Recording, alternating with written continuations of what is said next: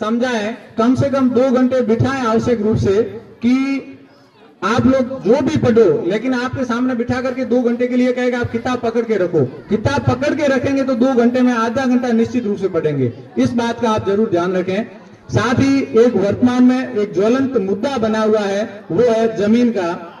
मैं आज इस मंच से कुछ बातें जरूर कहना चाहूंगा कि आप अपने बच्चों को धरती से जोड़े रखें, अपने खेतों से जोड़े रखें, क्योंकि खेत बचेंगे तो हम बचेंगे।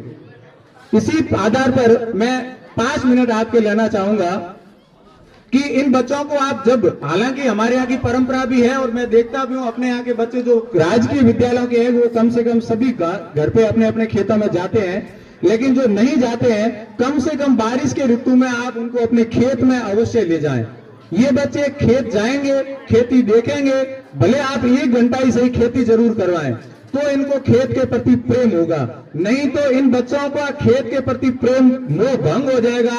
इनको सिर्फ वो जमीन नजर आएगी कि मेरे पिताजी के नाम 10 बीघा 20 बीघा जमीन है, और जब वो जमीन रहेगी, खेत नहीं रहेगा, तो उसके प्रति कोई मोह नहीं रहेगा और ये उसको बेच देंगे। इस ज्वलंत समस्या पर मैं ये जरूर कहूंगा कि पनघटों से आज पानी कौन भरना चाहता है, मरघटों पे पहले जाकर कौन मरना चाहता है, और भोजनों में भोग 56 चाहते हैं सब, मगर गांव में खेती किसानी कौन चाहता है? कोई नहीं चाहेगा अगर ये नहीं देखेंगे खेतों को।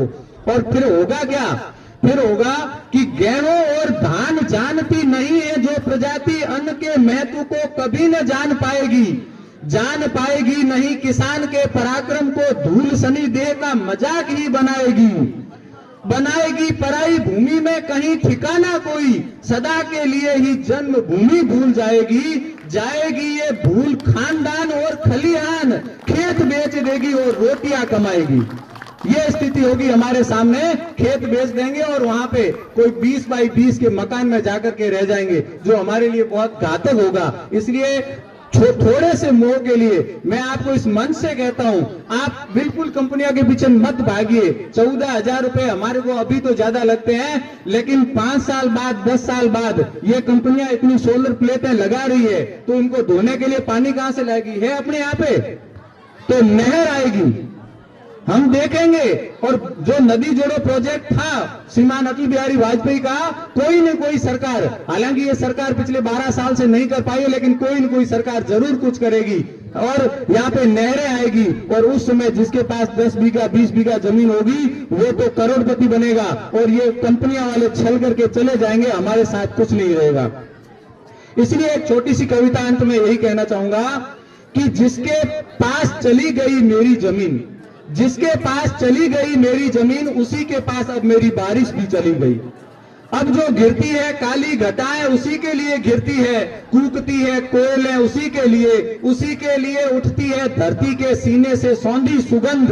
अब नहीं मेरे लिए हल नहीं, बैल नहीं, खेतों की गैल नहीं, एक हरी बूंद नहीं, तोते नहीं, ताल नहीं, नदी नहीं, आर्द्रा नक्षत्र नहीं, कजरी मल्हार नहीं मेरे लिए। जिसकी नहीं कोई जमीन उसका नहीं कोई आसमान, जिसकी नहीं कोई जमीन उसका नहीं कोई आसमान, अगली फसल होते ही सब चुकता कर दूंगा। अब तो मेरी झूठी ये गुजारिश भी चली गई, जिसके पास चली गई मेरी जमीन उसके पास मेरी बारिश भी चली गई, उसके पास मेरी बारिश भी चली गई। आप सभी ने मुझे सुना, धन्यवाद। कार्यक्रम के अंत में आप सभी अपना स्थान ग्रहण कराएं। मेरा निवेदन रहेगा